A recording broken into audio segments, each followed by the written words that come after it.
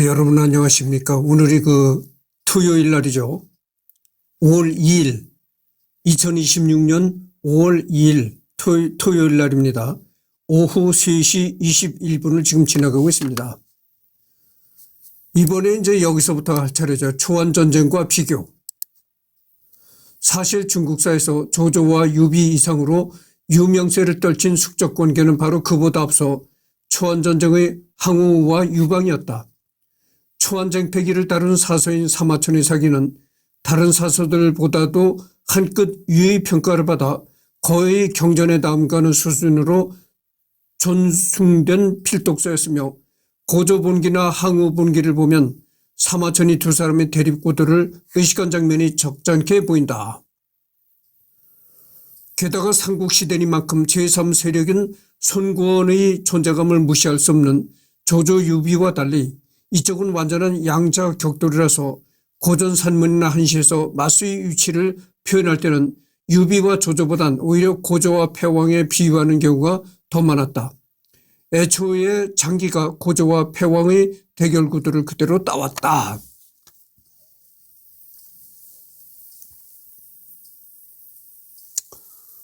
그래서 조조와 유비의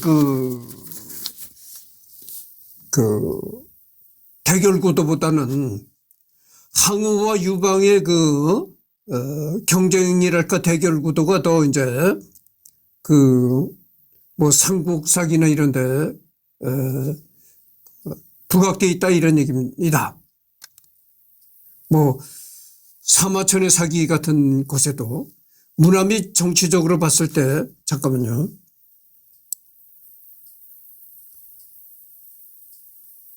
문화 및 정치적으로 봤을 때 식자층에게 더 중요하게 받아들여진 것 역시 초안의 대립이었다. 촉한과 조유는 결국 어느 쪽도 대륙 통일을 이루지 못하고 사마씨에게 역사의 주인공 자리를 넘기고 퇴장했지만 초안쟁패는 하나의 통일왕조, 그것도 그냥 통일왕조가 아니라 현대까지 이어져 오는 중국의 정체성을 만들어낸 그 한 왕조의 창건기였다. 냉정하게 역사적 사건으로서 인물들의 업적이 갖는 의의만 따지자면 조조, 유비 둘 모두 흘러간 시대에 무수히 많았던 군벌들, 즉 특별히 두각을 드러낸 사람들 중 하나 정도의 위치라서 인물의 인지도와 별개로 중국사 전체에서 이들이 갖는 비중은 크지 않다. 따라서 한고지 일대기는 엄연한 역사적 사실임에도 실질적인 건국신화나 영웅서사 시급의 위상을 지녀 한 왕조는 물론 전근대 동아시아사 내에 일종의 지표로서 위력을 발휘했다. 당장 조조와 유비 역시 그 라이벌 스토리 영향력 아래서 산 사람들이며 상술했다시피 두 사람의 라이벌리는 유비가 한중왕에 오른 것에서 알 수 있듯이 유비 쪽에서 의식적으로 한고조와 초패왕의 대립구도를 자신과 조조에게 더 씌우려는 정치적 계산이기도 했다. 즉 조조와 유비라는 라이벌리는 이미 당대 사람들 그리고 라이벌리 당사자들로부터 유방 항우 라이벌리 재현을 인식했다는 것이다.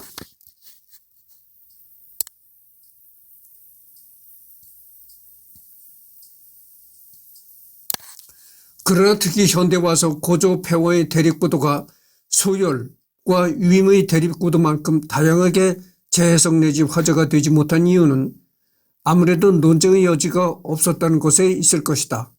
즉 역사의 승자와 패자가 철저하게 뚜렷이 갈리기 때문에 개인의 능력이나 장단에 대해서 현대인들이 갑론을박을 나눌 여지가 거의 없다. 유비는 열세라고는 하지만 조조에게 승리를 거두기도 했으며 서로가 서로를 꺾지 못했기에 패배했다고 하긴 애매하고 시작 지점이 조조보다 훨씬 밑이었기 때문에 조조를 꺾지 못했다고 유비가 조조만 못한 것은 아니다라는 주장이 설득력을 얻는다.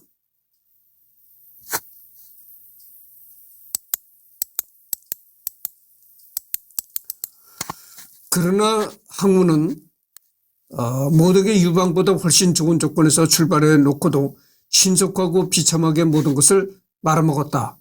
심지어 당시 유방은 후손 유비처럼 황실의 후예니 하는 혈통 명분도 없는 시골 서민 출신의 기껏해야 말단 공문을 치는 것이 고작이었고 향후는 초나라 최후의 명장 향연의 직계 손자라는 엄청난 혈동 조건에 더불어 초의제를 옹립하고 있다는 이 점까지 달고 있었음에도 완패했으니 도무지 변명이나 재해석이 불가능한 질만에서 진 패배자일 수밖에 없다.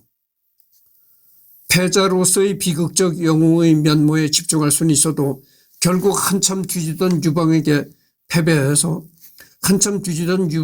패배해서 몰락한 원인을 그 자신의 역량 이외의 어디로도 돌릴 수 없기 때문이다. 또 양쪽 모두 각 분야에서 우열이 워낙 극단적이어서 유비 조조처럼 개인 대 개인으로 놓고 소소한 놀이를 즐기기도 워낙 어렵다.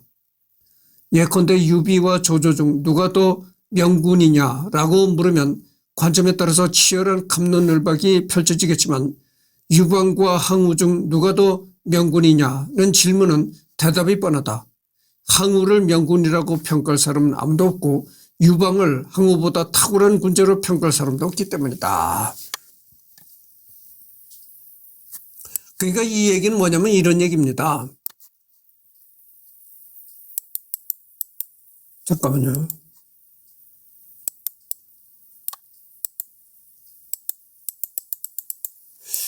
소소한 사건 이런 걸 본다면 뭐 우열을 가리겠지만은 그러나 이 전체적이고 거시적인 측면에서 볼 때는 우열을 가리기 어렵다 이런 얘기죠. 그러니까 뭐 요즘 그 말로 막상막하다 뭐 이런 식의 얘기가 되겠죠. 유방과 항우, 그 다음에 유비와 조조, 누가 더 훌륭하고 능력 있는 능력자였는가 이거를 함부로 우열을 가리기 어렵다 이런 얘기입니다. 그러니까 뭐 사람에 따라서 사람마다 성격이 다르고 이제 보는 관점이 다르니까 사람마다 생각이 다를 수는 있는데 이 전체적으로 볼 때는 우열을 가리기 어려운 상태다 그죠. 그러니까 한마디로 막상막하다 이런 얘기가 되겠습니다. 기타 이 둘의 대결이 너무 부각된 바람에 또 다른 3군의 일원인 잠깐만요.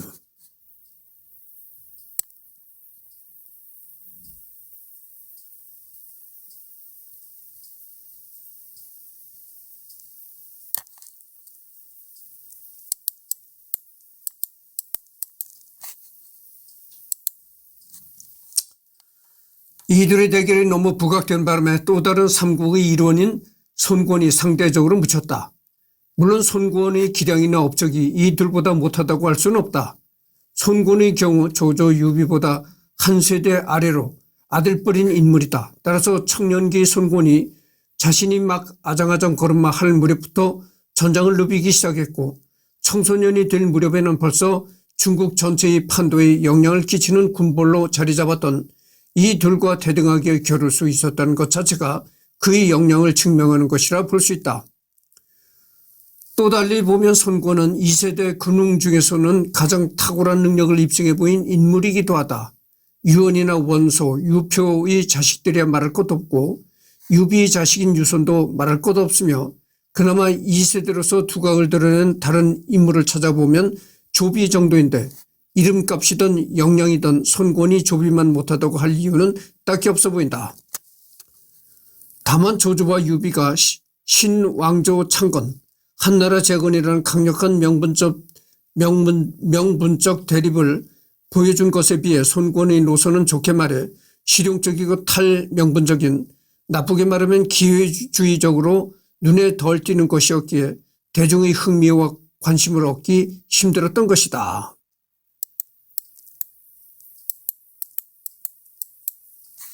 역사적으로 본다면 이후 육조 시대를 거쳐 송나라에 와서 화려한 꽃을 피우며 중국의 영역을 넓히다 못해 중심지까지 이동하게 한 강남 개척의 첫 걸음을 뗀 손권의 중요성이 지방정권으로 끝난 유비 통일 왕조가 되는 데는 성공했지만 단명한 조조에서 조비에 비해 못할 이유가 없다. 하지만 조위의 정통론, 족한 정통론은 있지만 손후 정통론은 없다. 왜냐하면 손권의 정치적 노선 자체가 명분적 정통론을 중심으로 한 것이 아니었기 때문이다. 그래서 두 정통론 간의 대결을 흥미진진하게 여기는 대중의 관심사에서는 손권이 영 불리한 입장에 서게 되는 것이다. 잠깐만요. 지금 11분을 경과했습니다. 둘을 모두 연기한 배우로 위허웨이가 유명하다. 신삼국에서는 유비를, 대군사 사마위에서는 조조를 연기했는데 짧은 시기에 두 인물을 같은 배우가 연기한다는 것이 굉장히 어려운 일이었음에도 전혀 다른 사람처럼 연기해내 수많은 삼국지 팬들과 중국 역사 매니아들에게 강렬한 인상을 남긴 바 있다.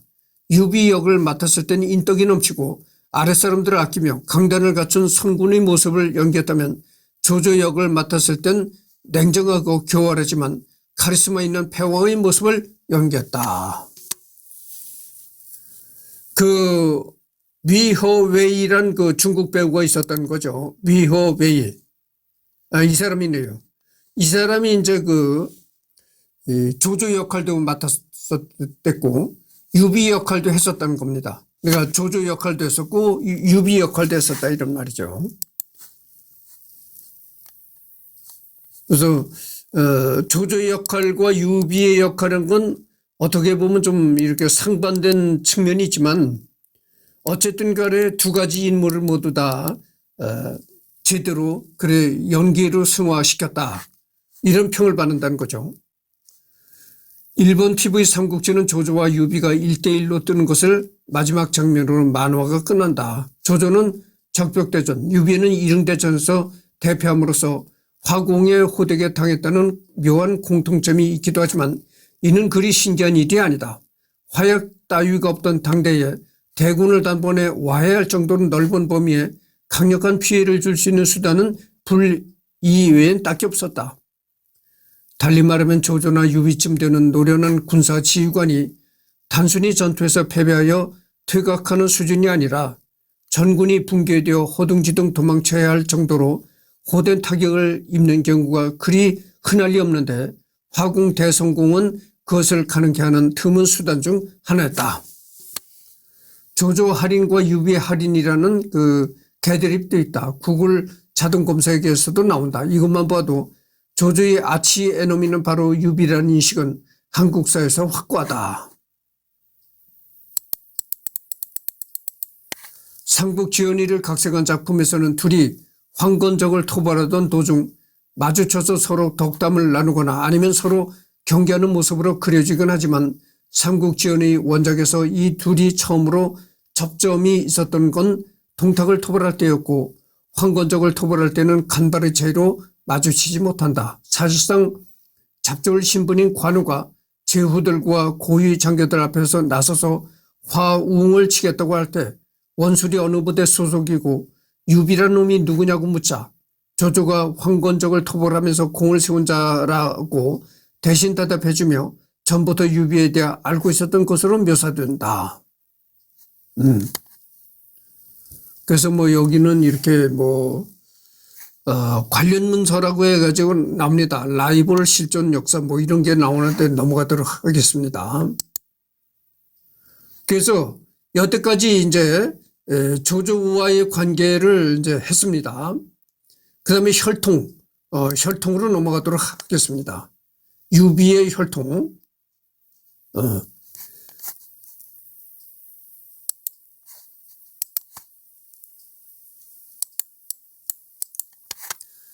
유비 혈통에 관해 제기된 음모론과 이에 대한 반박을 정리한 문서다. 결론부터 말하자면 유비가 한 황실의 혈통이 아니라고 부정할 근거가 전혀 없으므로 사실상 유비 본인이 주장하는 황실 혈통이 맞다고 봐야 한다.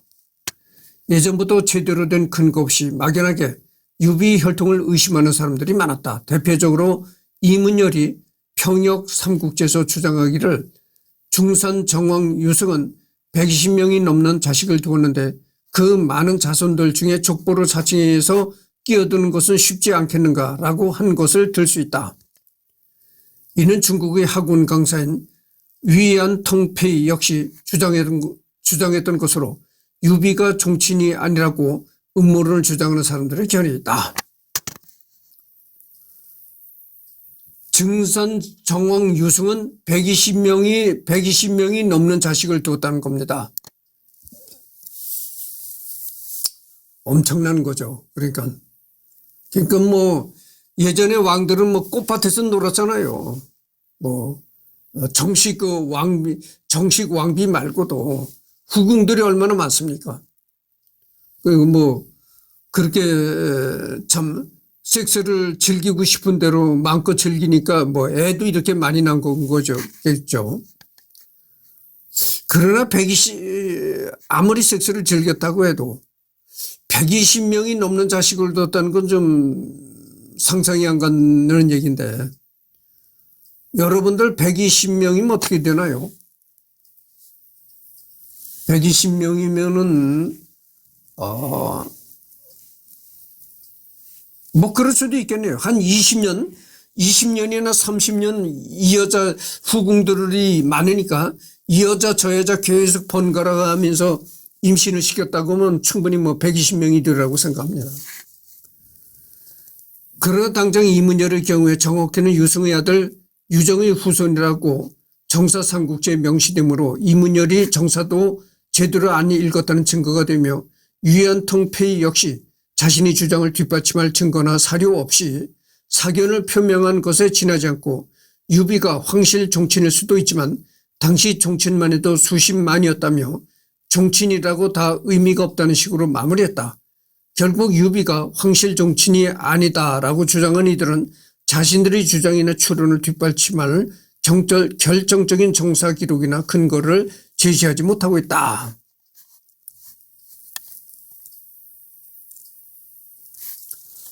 그 다음에 유비의 계보.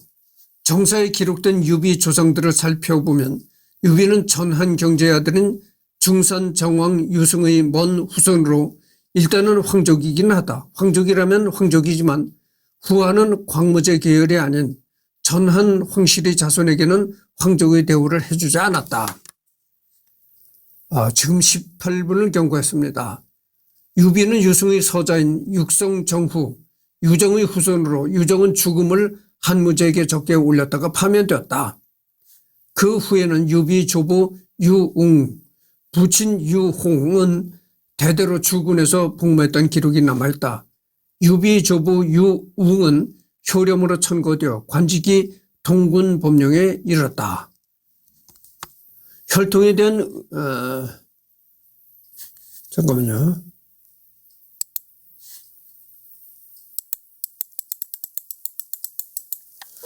혈통에 대한 의혹 제기가 부정이 되는 근거. 그 다음에 이제 중산 정왕의 후예임을 사칭해서 얻을 수 있는 실리. 전한 경제의 아들 중산 정왕의 후예는 당시 황제인 헌제와 촌수도 따지기 어려울 정도로 까마득한 반계다. 두 사람이 집안이 갈라지기 시작한 건 경제 세대인데 헌제는 그의 13대 손이다. 유비가 경제의 몇 대 손인지는 알 수 없지만 두 사람의 나이 차이가 350년에 이르는 걸로 보아 그래도 상식적으로 생각해 봤을 때 헌제와는 20촌이 넘는 사이였을 텐데 이 정도는 거의 남남이나 다름없다. 이에 더해 증산 정왕은 아들의 숫자만 무려 120명에 달했고 당연히 그 후손은 지나가다가 발에 채이는 돌멩이만큼이나 많았다. 그러니까 여러분들 자식이 120명이 어떻게 됩니까? 또 그 120명의 자식들이 결혼해서 또 뭐 애를 낳는다든가 하면 또 손주가 얼마나 되겠어요. 그러니까 뭐 그 후손은 지나가다가 발에 채이는 돌멩이만큼 그렇게 흔했다 이런 얘기죠.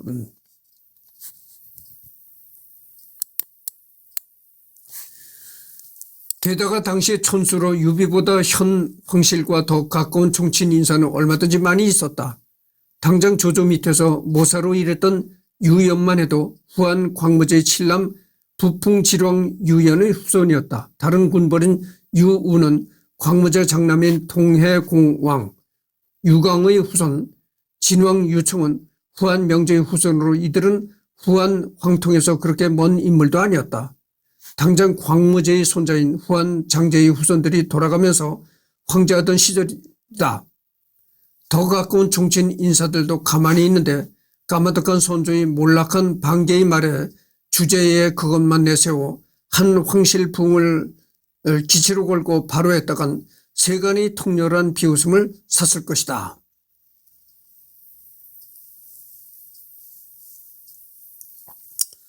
그냥 산술적으로 따지면 일대에 자식을 3명씩 봤다고 쳐도 경제부터 헌재까지 13대가 지나는 동안 자손이 160만 명이 달하는데 경제도 그렇고 헌재의 조상인 장사정왕 유발만 해도 자식을 많이 띄웠다. 자식 많기로 유명한 유승이 세상에 뿌린 자손들까지 하면 정말 엄청난 수의 황족들이 있었을 것이다.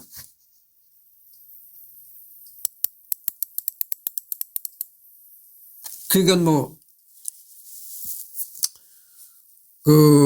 방금 전에도 내가 얘기를 했잖아요. 권력을 쥔 왕이나 황제 이런 사람들은 후궁이 많기 때문에 얼마든지 자식을 두고 싶은 대로 두는데, 그렇게 자식을 많이 난다고 해도 먹여 살림을 걱정을 하겠어요. 무슨 걱정을 하겠어요.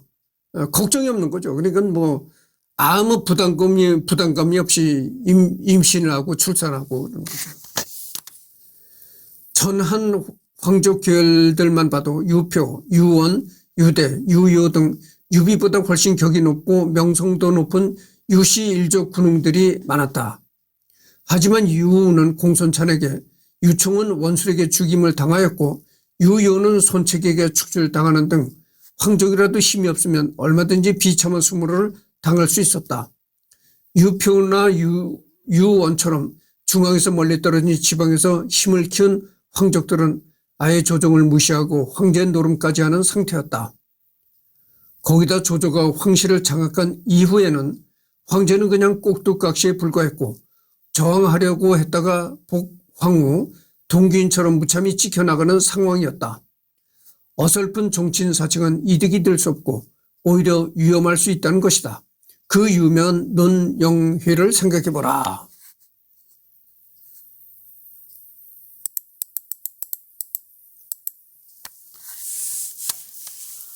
그리고 유비 조상은 일찌감치 한무제 때 자기를 박탈당했고 후한 시대는 이미 광무제 직계 이외의 전한 황실 후손은 제위 계승권을 인정 안 해서 유비 정도의 정치는 성만 황성을 쓰는 일반 백성이나 다름없었다.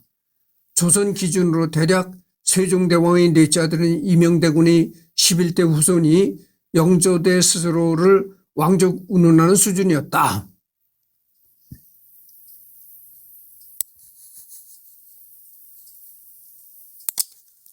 그렇죠. 세종대왕의 넷째 아들은 이명대군이 11대 후손이 영제대 스스로 왕조를 운운한 시기 되었다.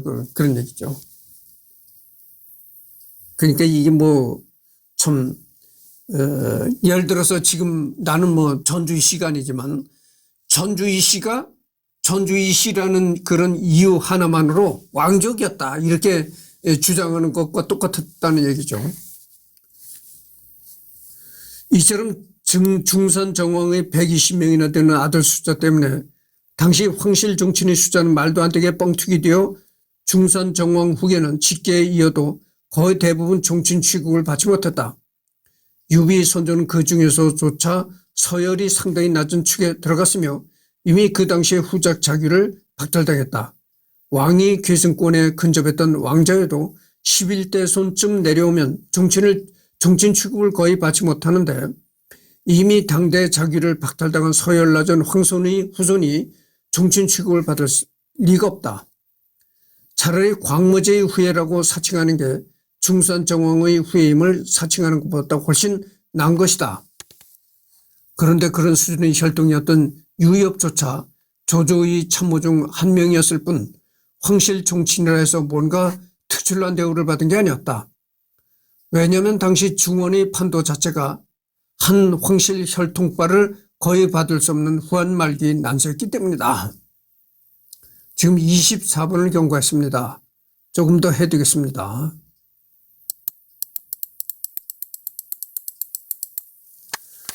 부유하거나 이름이 있는 뒷배경이 없음에도 불구하고 사실상 개인 능력으로만 밑바닥부터 올라온 황족 출신이라는 고금의 없을 특수성을 어필한 덕분에 조조와 헌재를 비롯한 당대의 많은 세력과 군벌들이 그 이용 가치를 탐내다가 통수를 당하긴 했으나 반대로 이런 부분이 빛을 발했을 때는 생각해보면 오로지 스스로의 능력으로 세력을 모은 뒤에나 도움이 되었던 것이다. 한의 정통성을 잇는다는 명목도 적통유시 황실이 힘을 잃은 난세했기 때문에 된 거고, 태평성대였다면 그냥 국성을 쓰기만 한 평범한 사람으로 살다가 죽을 수도 있었다.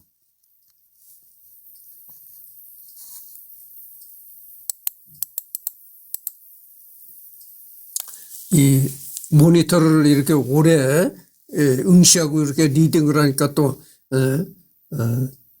좀 이렇게 졸음이 옵니다만은 졸음이 올 때는 어떻게 해야 되겠죠? 이제 커피를 타 마시고요.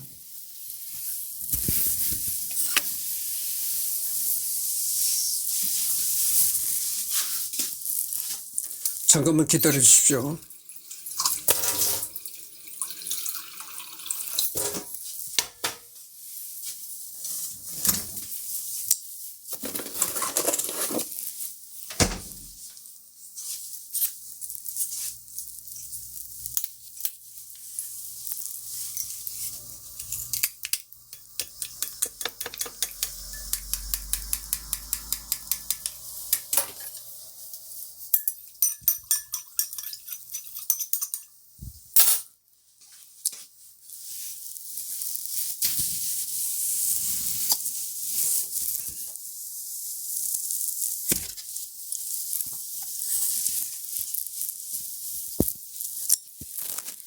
오랫동안 이 모니터만을 응시하면서 리딩을 하면은 졸음이 옵니다. 특히 오전보다 오후에.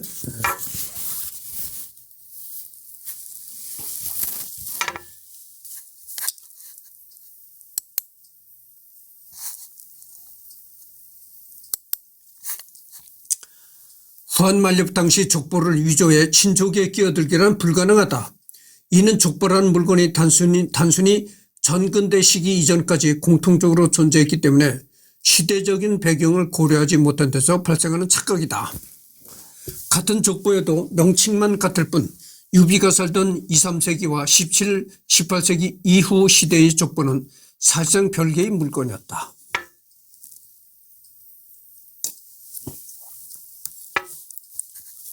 이게 참 중요한 얘기가 나옵니다. 그러니까 그 유비가 살던 2, 3세기 그때가 이제 서기 200년대 시대였다고 그죠. 그래서 서기 200년대 시대와 서기 1700년대와 1800년대 시대는 이 족보가 같다 하더라도 그 사실상 별개다 이거죠. 이게 그래서 이제 족보가 진짜 족보가 없다는 얘기가 또 나오는 수밖에 없는 거예요. 그래서 나오는 거예요. 여러분들 시조부터 시조의 조상이 있잖아요. 맨 시조의 조상이 있는데 시조부터 계속해서 진짜 기록하고 해서 여태까지 내려온 족보가 있을까요? 그런 족보가 없는 겁니다. 예를 들어서 내가 진주시면은 진주시 시조가 있을 거 아니겠어요? 진주시 시조가 그 이할평이라는 사람인데 뭐 이할평이라는 사람이라고 그렇게 가짜 족보에 적혔어요. 우리 집에도 그 족보라는 게 가짜 족보라는 게 있거든. 근데 그 가짜 족보에 이렇게 보면 이 진주시 시조가 이할평이라는 사람이다 이렇게 기록이 돼 있거든. 그러면 이할평이라는 사람부터 계속 기록을 해서 2000년대 현재까지 이승열이 이름까지 내려왔다. 그런 족보가 있을까요? 없는 거예요. 없는 거예요. 그런 족보가 없고 기록은 했지만 이할평이 그러니까 진주시 이할평에서부터 계속 기록을 해서 2000년대 지금 이승열이 때까지 기록이 됐다 하더라도 그 기록이 진짜 기록입니까? 아니에요. 그런 게 이 얘기가 거기서 나오는 겁니다. 유비가 살던 2, 3세기와 17, 18세기 이후의 시대 족보는 사실상 별개다 이거예요. 그러니까 이 얘기가 거꾸로 얘기를 하면 유비가 살았던 서기 200년대 시대와 그 후에 서기 1700년대 시대의 족보는 같은 가문의 족보라 하더라도 진실성이 없다 이런 얘기죠. 그리고 여러분들 그 성씨의 역사를 알게 되면요, 족보가 다 가짜라는 게 가짜라는 얘기가 되는 겁니다. 여러분들 지금 유비를 얘기를 하고 있잖아요. 뭐 유비나 이런 사람들 얘기를 하고 있는데 서기 200년대 그렇게 옛날로 올라가면요, 거의 대부분 사람들이 성씨와 제대로 된 성씨와 이름 없이 살던 시대예요. 그러니까 정말 여기 유비 같은 인물이나 유비같이 사회적으로 굉장히 아주 높은 신분의 그런 사람들이나 성씨와 이름이 있었지. 성씨와 이름도 없이 그냥 살다가 세상을 다 떠나는 거요. 응? 그런 거라니까.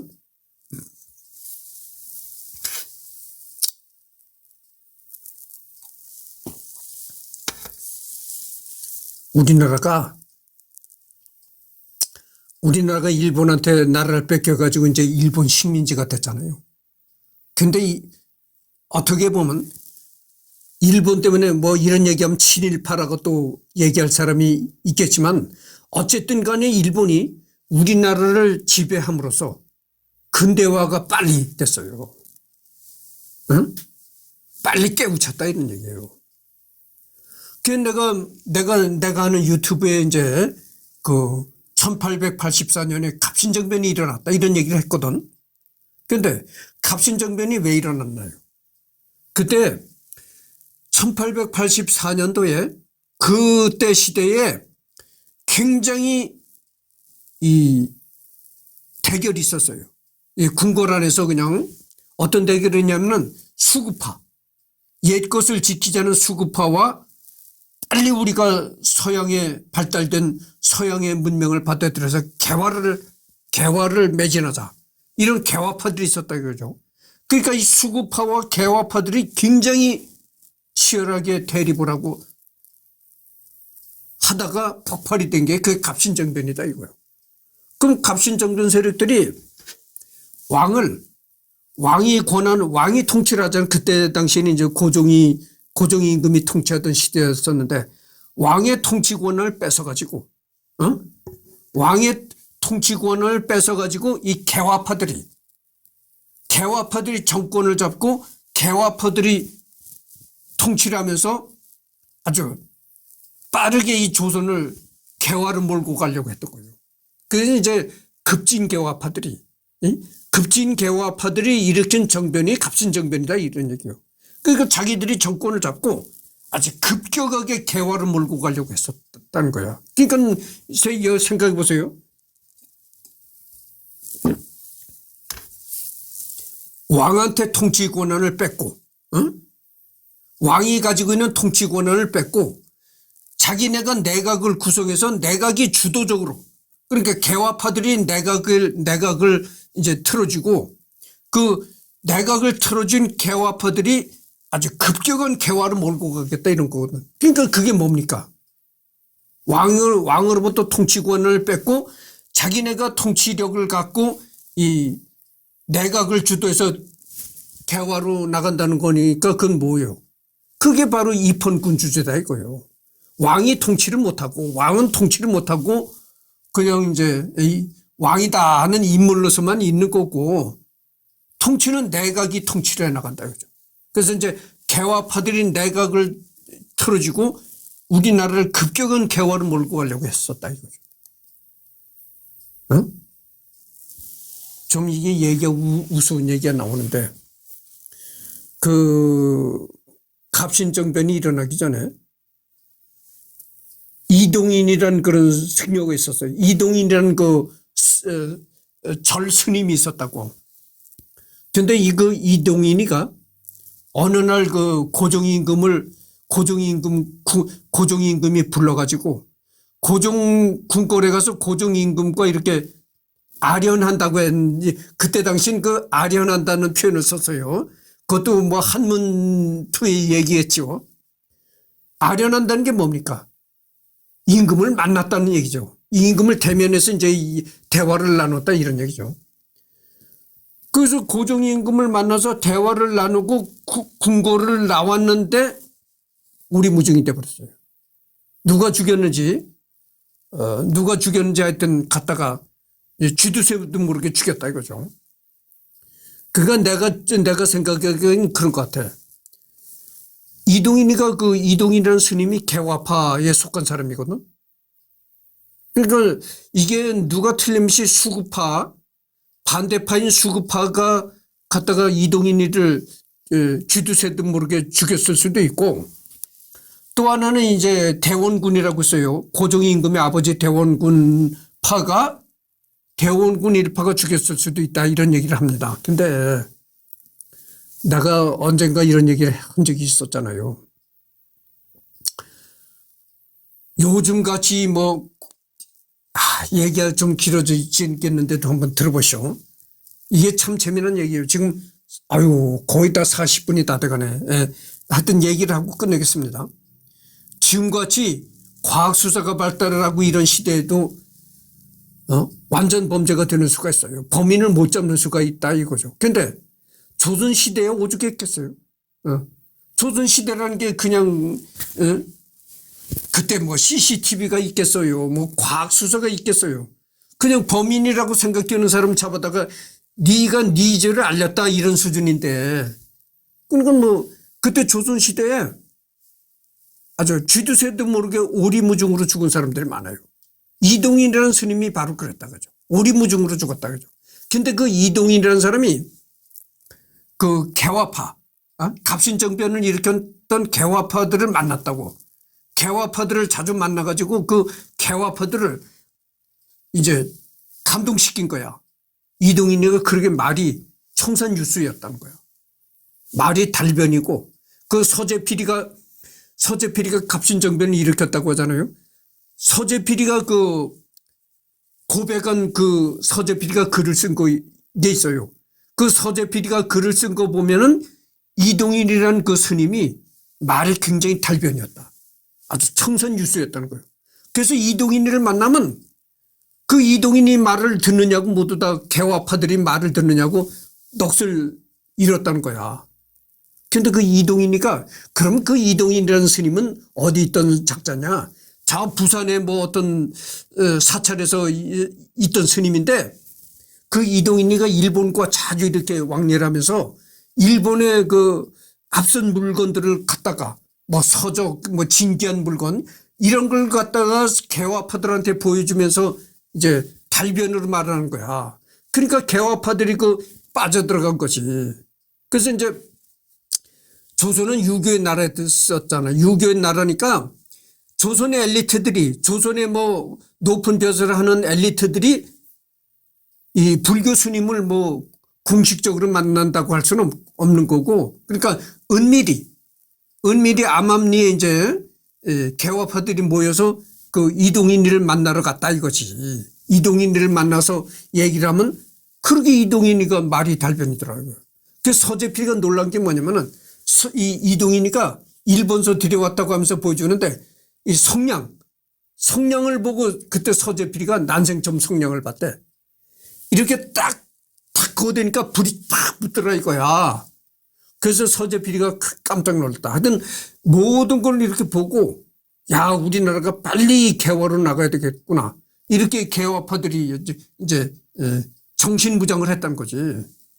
그래가지고 이 개화파들이 우리가 정권을 잡고 왕한테 권력을 빼서 우리가 정권을 잡고 내각을 구성하고 아주 빠른 개화를 몰고 가자. 그게 들고 일하는 게 갑신정변이었다 이거죠. 이 송씨 얘기하다가 또 갑신정변까지 나왔는데, 그렇게 우리나라가 이 원시적이었어. 그러니까 개화파도 야 이래서는 안 되겠다. 외국의 이 얘기들을 보면 말이죠. 아까 이동인이도 얘기를 했지만 이동인이 스님이 그 일본을 드나들면서 뭐 그 앞선 문물을 받아들여 왔다고 하잖아요. 그런 얘기 들으면 이게 엄청난 거거든. 도저히 조선이란 나라는 뭐 아직도 이 잠에서 깨어나지 못한 나라인데 그러니까 야 이래서 안 되겠다. 우리가 정권을 잡고 개화를 매진하자. 뭐 이렇게 된 거야 이제. 근데 우리가 일본이 우리나라를 그렇게 미개했던 조선을 근대화시켰다고 하잖아요. 그건 어느 정도 사실입니다. 일본한테 일본의 식민지가 되는 바람에 조선이 개화가 된 건 사실이에요. 내가 왜 이런 얘기를 하냐면은 일본이 우리나라를 집어먹었잖아요. 조선을 집어먹고 일본 통치에 있을 때 일본이 어떻게 한 줄 아십니까? 그 민적법이라는 거를 만들었어요. 민적법. 응? 누구나가 다 호적을 갖게 했다 이거야. 그러니까 뭐 남의 집에 가서 머슴 사는 사람, 어디에 노예로 들어가서 노예 생활하는 사람 가릴 것 없이 왕족이든 노예든 뭐 상놈이든 가릴 것 없이 사람이라는 건 눈, 코, 입만 달랬으면 무조건 호적을 만들어야 된다. 그걸 민적법이라는 걸 시행했단 말이죠. 그러니까 어떻게 됩니까? 민적법이라는 걸 시행을 해가지고 누구나 호적을 갖는 시대가 돌입했다. 그러니까 싫으나 좋으나 성과 이름을 가질 수밖에 없는 거야. 응? 그걸 생각하세요.